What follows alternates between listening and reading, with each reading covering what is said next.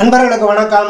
புலிப்பாணி மாரியினுடைய புலிப்பாணி ஜோதிடம் 300ங்கிற அந்த நூலில் இருந்து நாம் தொடர்ந்து ஜோதிட நுட்பங்களை பார்த்துக்கிட்டே வரோம். இதுவரையிலையும் புலிப்பாணி ஜோதிடம் 300ங்கிற அந்த நூலில் 185 பாடல்கள் வெளியிட்டுட்டோம். இன்னைக்கு நாம் வெளியிடுறது 186வது பாடல். பதிவு நம்பர் 181. மனித வாழ்க்கையினுடைய சம்பவங்களுக்கும் நவக்கிரகங்களுக்கும் என்ன தொடர்பு அப்படிங்கிறத மிக அற்புதமாக நமது முன்னோர்கள் கணித்து சொல்லி இருக்கக்கூடிய அந்த சாஸ்திரம் தான் ஜோதிட சாஸ்திரம்ங்கிறது. அந்த ஜோதிட சாஸ்திரம் மட்டுமல்ல, மந்திர சாஸ்திரம், மருத்துவ சாஸ்திரம், இது எல்லாத்துலேயுமே கரை கண்டவர் புலிப்பாணி மகரிஷி. அந்த 3 கலைகளினுடைய நுட்பங்களையும் கூட அவ்வப்போது மிக தெளிவாக விளக்கம் கொடுத்துக்கிட்டே வர்றாங்க. அந்த வகையில் ஒரு ஜாதகத்தை எடுத்து விரிச்ச உடனே அந்த ஜாதகத்தில் நவக்கிரகங்கள் அமர்ந்து இருக்கக்கூடிய ராசி வீடுகளை கணக்கில் எடுத்து அந்த ஜாதகனுடைய வாழ்க்கையில என்னென்ன சம்பவங்கள் நடைபெறும், எந்தெந்த காலத்தில் நடைபெறும், அது நன்மையுள்ளதா இருக்குமா தீமையுள்ளதா இருக்குமா, அந்த மனிதனுக்கு சந்தோஷத்தை கொடுக்குமா துக்கத்தை கொடுக்குமாங்கிறத பற்றியெல்லாம் மிக தெளிவாக விளக்கம் கொடுத்துக்கிட்டே வர்றாங்க.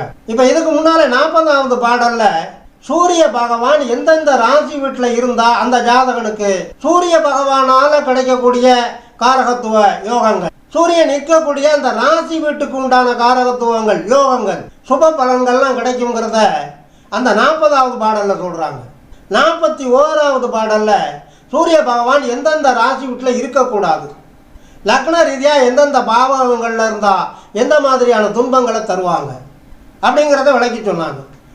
அதெல்லாம் நாம் முன்னாலேயே பதிவுகளில் விளக்கமாக கொடுத்துருக்குறோம். சந்திர பகவான் எந்தெந்த ராசி வீட்டில் இருந்தால் நல்ல பலன், சந்திர பகவான் எந்தெந்த ராசி வீட்டில் இருந்தால் தீய பலன், இப்படி இந்த 9 கிரகங்களுக்கும் சொல்லிக்கிட்டு வந்தவர் அந்த புத பகவானை பற்றி சொல்லலை. இப்போ அந்த குறையை இந்த பாடலில் தீர்த்து வைக்கிறார் பாருங்க. ஒரு ஜாதகத்தில் லக்னத்திலிருந்து புத பகவான் எந்தெந்த ராசி வீட்டில் இருந்தால் தீய பலனை தருவாங்க, எந்தெந்த ராசி வீட்டில் இருந்தால் நல்ல பலனை தருவாங்க, மிக தெளிவாக இந்த பாடலில் விளக்கம் கொடுத்துருக்குறாங்க. இப்போ முதல்ல நாம் அந்த பாடலை பார்த்துடுறோம். சொல்லுகிறேன் 23 6 8 சுகமில்லை ஜென்மனுக்கு குய்ய ரோகம், சொல்லுகிறேன் செம்பொன்னும் கணைக்கால் துன்பம், சுற்றத்தார் மனமுறிவர் அரிட்டம் செப்பு, சொல்லுகிறேன் கேந்திரமும் கோணம் நன்று, சுகமாக வாழ்ந்திருப்பன் காடி உள்ளோன், சொல்லுகிறேன் சுயக விதை மாமன் விருத்தி, சொர்ண நிலம் உள்ளவனாம் மாலை கூரே அப்படின்னு முடிச்சிருக்கிறாரு. இப்போ இந்த பாடலில் அந்த முதலடியை எடுக்கும்போது இந்த பாடலில் இருக்கிற அந்த கடைசி 2 வார்த்தைகளில் முதல்ல எடுத்துக்கிட்டு வந்துடணும்.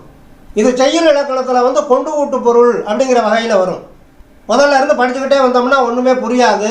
அந்த பாடலில் எங்கேயாவது ஒரு வரி, எங்கேயாவது ஒரு வார்த்தை அந்த முதல்ல எடுத்து வச்சுக்கிட்டு படித்தா தான் புரியும். அந்த மாதிரி பாடல் இது. இந்த பாடல் அந்த கடைசியாக வரக்கூடிய மாலை கூரே அப்படிங்கிறத நம்ம முதல்ல எடுத்துக்கணும். மால்னு சொன்னால் திருமால், பெருமாள், வெங்கடாச்சலபதி, மகாவிஷ்ணுவனுடைய அம்சமாக புத பகவானை சொல்லுவாங்க நவகிரகத்தில். அப்போ இந்த புத பகவானை மாலை கூரே அப்படிங்கிறார். அந்த புத பகவான் என்கிற அந்த கிரகத்தை எடுத்துக்கொண்டு பலனை சொல்லிக்கிட்டே வா அப்படிங்கிறார். சொல்லுகிறேன் 23 6 8. 23ன்னு சொன்னால் 6ஆம் இடம், 26ன்னா 12ஆம் இடம், 8ன்னா 8ஆம் இடம். ஒரு ஜாதகத்தில் லக்னத்திலிருந்து 26ன்னு சொல்லக்கூடிய 12ஆம் இடம், 23ன்னு சொல்லக்கூடிய 6ஆம் இடம், 8ன்னு சொல்லக்கூடிய அந்த 8ஆம் இடம். அப்போ 6 8 12ஆம் இடங்கள் இதில் ஏதாவது ஒன்றில் அந்த மால்னு சொல்லக்கூடிய புத பகவான் இருந்தால் அதே முதலடியில் 2வது வரியில் சுகமில்லை ஜென்மனுக்கு குய்ய ரோகம், அந்த ஜாதகனுக்கு நல்ல பலன்கள் கிடைக்காதுங்கிறார். குய்ய ரோகம் குஷ்டரோகம் அப்படின்னு அர்த்தம். அப்போ இந்த மாதிரி ஒரு ஜாதகத்தில் லக்னத்திலேருந்து 6ஆம் இடம் 8ஆம் இடம் 12ஆம் இடத்துல ஏதாவது ஒன்றில் புத பகவான் இருந்தால் அந்த ஜாதகனுக்கு சுகம் கிடைக்காது, நோய் நொடிகளால் பாதிக்கப்படுவார் அப்படிங்கிறார். அது மட்டுமல்ல, அடுத்த அடியிலையும் சொல்கிறார் பாருங்க.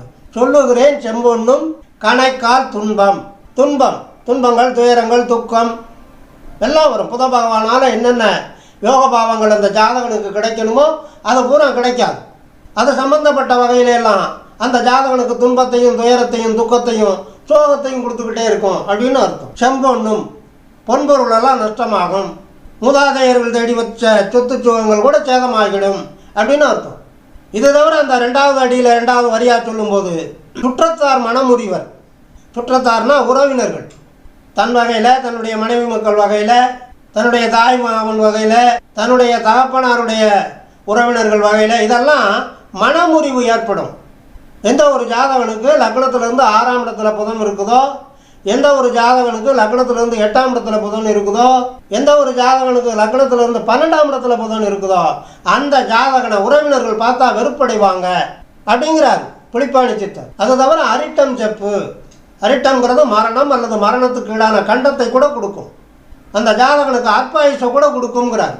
சரி, இந்த மாதிரி புத பகவான் 6, 8, 12 இருந்தால் துன்பத்தை, துயரத்தை, துக்கத்தை, நோயை, நொடிய, அற்பாயுசெல்லாம் தருவாங்கன்னு சொன்னால், எந்த மாதிரி ராசி வீட்டில் இருந்தால் அந்த புத பகவான் அந்த ஜாதகனுக்கு நல்ல பலனை தருவாங்க, எடுத்த உடனே இந்த ஜாதகன் நல்ல யோகத்தை அனுபவிப்பான் அப்படின்னு சொல்கிறதுக்கு அந்த புத பகவான் அவனுடைய ஜாதகத்தில் எந்தெந்த ராசி வீட்டில் இருக்கணுங்கிறத அடுத்து 3வது அடி 4வது அடியில் சொல்கிறார். சொல்லுகிறேன் கேந்திரமும் கோணம் நன்று. அப்போ கேந்திரம்னு சொன்னால் ஒரு ஜாதகத்தில் லக்னத்தில் இருந்து அந்த 1ஆம் இடம், 4ஆம் இடம், 7ஆம் இடம், 10ஆம் இடம், இது கேந்திரஸ்தானங்கள். கோணம்னு சொன்னால் திரிகோணம். அந்த ஜாதகத்தில் லக்னத்திலிருந்து 1ஆம் இடம், 5ஆம் இடம், 9ஆம் இடம், இந்த 1ஆம் இடத்தை நம்ம திரிகோணமாகவும் எடுத்துக்கலாம், கேந்திரஸ்தானமாகவும் எடுத்துக்கலாம். ஆக லக்னம்னு எடுத்தோம். அப்போ புத பகவான் லக்னத்திலேயோ, 4ஆம் இடத்துலையோ, 5ஆம் இடத்துலையோ, 7ஆம் இடத்துலையோ, 9ஆம் இடத்துலையோ, 10ஆம் இடத்துலையோ இருந்தால் அந்த ஜாதகனுக்கு அபரிமிதமான யோகங்களை, அந்த புதன் சம்பந்தப்பட்ட காரகத்துவ யோக பாவங்களை நல்லா அந்த ஜாதகனுக்கு வாரி வழங்குவாங்க அப்படின்னு அர்த்தம். சொல்றாரு பாருங்க 3வது அடியில் 2வது வரியா. சுகமாக வாழ்ந்திருப்பன் காடி உள்ளோம். காடின்னு சொன்னால் வண்டி வாகனங்கள், சிற்றுந்து, பேருந்து, மகிழ்வுந்து, உந்து உந்து, இதெல்லாம் காடிங்கிற வார்த்தைக்குள்ள அடங்கும். காடின்னா வாகனங்கள்னு அர்த்தம். விமானத்துக்கு கூட சொந்தக்காரனாக இருப்பான். அந்தந்த பருவத்தில் கிடைக்க வேண்டிய யோக பாவங்கள் பூரா முழுமையாக கிடைக்கும் அப்படின்னு அர்த்தம். புதன் அந்த மாதிரி திரிகோணஸ்தானத்திலேயோ அல்ல கேந்திரஸ்தானத்திலேயோ ஏதாவது ஒன்றில் உட்கார்ந்துருந்தான். இதை தவிர சுபர் பார்வை, சுபர் சேர்க்கை, ஆட்சி உச்ச பலம், நட்பு பலம், இதெல்லாம் இருந்தால் அசைக்க முடியாது. புதன் அவ்வளவு யோகக்காரன். புலிப்பாணி சித்தர் சொல்கிறார். அடுத்து 4வது அடியில் சொல்லும்போது சொல்லுகிறேன் சுய கவிதை, மாமன் விருத்தி. சுய கவிதை திருவிளையாடல் சொல்கிற மாதிரி யாராவது மண்டபத்தில் எழுதி கொடுத்த கவிதையை கொண்டுகிட்டு வந்து வாசிக்காம சொந்தமாக கவிதை பாடக்கூடிய அளவுக்கு ஆற்றல் அவனுக்கு கிடைக்கும் அப்படிங்கிறார். வித்தியாகாரகன் புதன். அப்போ வித்தை, எல்லா விதமான வித்தையும் அவனுக்கு பலிதமாகும். சில பல ஜோதிடர்களை பார்க்குறோம், உலக புகழ் பெற்று விளங்குறாங்க. இந்த மாதிரி அவங்களுடைய ஜாதகத்தில் நல்ல புதன் வலிமை பெற்று திரிகோணஸ்தானத்திலேயோ கேந்திரஸ்தானத்திலேயோ இருந்து சுபர் பார்வை, சுபர் சேர்க்கையெல்லாம் அமைந்து நல்ல வலிமை பெற்று இருக்கிற ஜோதிடர்கள் சொன்னது பலிக்கும். நல்ல கற்பனை வளம் இருக்கும், சொல் வளம் இருக்கும். அப்படிப்பட்ட ஜோதிடர்கள் தானே வெற்றி பெற்றவங்களா விளங்குவாங்க. 1 4 5 9 10 மாலோன் நன்றூர நிற்பானாயில் நவிலுவான் ஜோதிடத்தை, ஜோதிட சூத்திரம். அப்போ புத பகவான் கேந்திரம் அல்லது திரிகோணத்தில் வலிமை பெற்று ஆட்சி உச்ச பலத்தோட அல்லது சுபர் சேர்க்கை, சுபர் பார்வையோட அமர்ந்திருந்தால் அந்த ஜாதகன் வெற்றி கொடி நாட்டுவான்னு அர்த்தம். ஜாதகன் மட்டுமல்ல, அந்த மாதிரி ஜாதக அமைப்பை பெற்ற ஜோதிடர்கள் உலக புகழ் பெற்று விளங்குவாங்க. அதைத்தான் இங்கே புலிப்பாணி சித்தர் சொல்கிறார். சொல்லுகிறேன் சுய கவிதை, மாமன் விருத்தி. புதன் மாமன் காரக கிரகம்.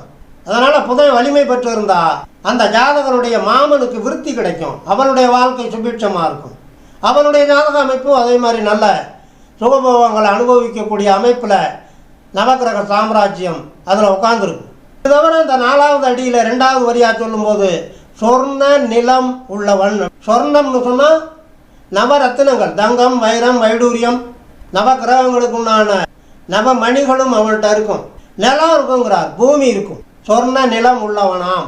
மாலை கூரைன்னு முடிச்சிருக்கிறார். மாலுங்கிறது புத பகவான். அந்த புத பகவானை கொண்டு பலன்கூறு அப்படிங்கிறத முதல்ல இருந்தே கொண்டுகிட்டு வரணும். புத பகவான் ஒரு ஜாதகத்தில் லக்னத்திலேருந்து 6, 8, 12 இருந்தால் நல்ல பலன் தரமாட்டார். திரிகோணஸ்தானங்கள்லையோ அல்லது கேந்திரஸ்தானங்கள்லையோ ஏதாவது ஒன்றில் அமர்ந்திருந்தால் அந்த ஜாதகன் அபரிமிதமான யோக பாக்கியங்களை காலம் முழுவதும் அனுபவிப்பான் என்று இங்கே புலிப்பாணி சித்தர் ஜாதகர்களுக்கு மட்டுமல்ல ஜோதிட பெருமக்களுக்கும் சேர்த்து இந்த பாடலை தந்திருக்கிறார் என்று சொல்லி இனி அடுத்து வருகின்ற பாடலுக்கு உண்டான தெளிவான விளக்கம் காண தயாராகும். தொடர்ந்து வாருங்கள், ஆதரவு தாருங்கள் என்று கேட்டு இந்த அளவோடு நிறைவு செய்கிறேன். நன்றி, வணக்கம்.